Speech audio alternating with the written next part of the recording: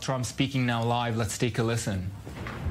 Just a few moments ago, I hosted a very special call with two friends, Prime Minister Benjamin Netanyahu of Israel and Crown Prince Mohammed bin Zayed of the United Arab Emirates, where they agreed to finalize a historical peace agreement.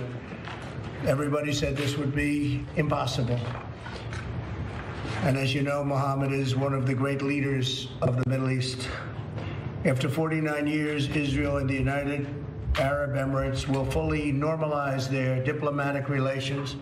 They will exchange embassies and ambassadors and begin cooperation across the board and on a broad range of areas, including tourism, education, healthcare, trade, and security. This is a truly historic moment. Not since the Israel-Jordan peace treaty was signed more than 25 years ago has so much progress been made towards peace in the Middle East. By uniting two of America's closest and most capable partners in the region, something which said could not be done, this deal is a significant step towards building a more peaceful, secure, and prosperous Middle East.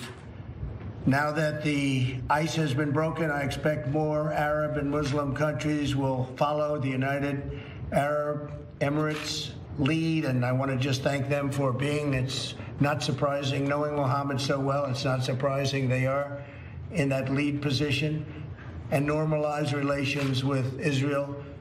We are already discussing this with other nations, very powerful, very good nations, and people that want to see peace in the Middle East. So you will probably see others of these, but this is the first one in more than 25 years. This deal will allow much greater access to Muslims from throughout the world to visit the many historic sites in Israel, which the Muslims want to see very badly and have wanted to see for many, many decades, and to peacefully pray at the Al-Aqsa Mosque, which is a very special place for them. My first trip as president was to Saudi Arabia in May of 2017, and my speech to the assembled leaders of 54 Muslim countries.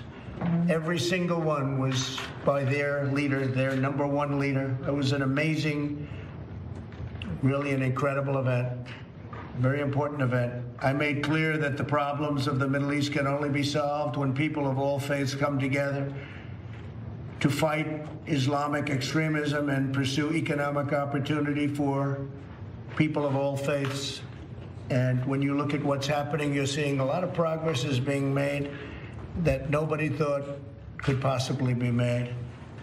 And things are happening that I can't talk about, but they're extremely positive. I want to thank the leaders of Israel and the UAE for their courage and for their leadership to forge this tremendous agreement.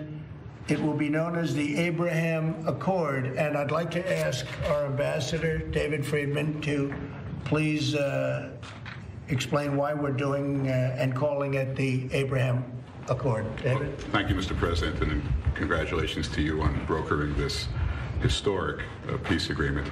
Abraham, as many of you know, was the father of all three great faiths. He's referred to as Abraham in the Christian faith, Ibrahim in the Muslim faith, and Avraham in the Jewish faith. And no person better symbolizes the potential for unity among all these three great faiths than Abraham.